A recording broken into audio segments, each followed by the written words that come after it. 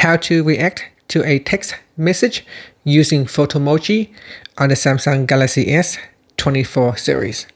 First, tap on the home button to return back to the home screen. Then on the home screen, open up the text messages app. From here, open up a text conversation. Then go and touch on a text or an image to react. So touch and hold. And then to react using Photomoji, tap on this button right here.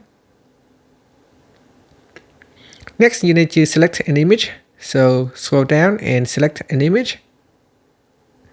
And then tap on the send button.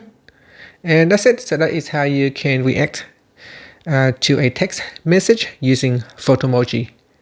Finally, you can tap on the home button to go back to the home screen.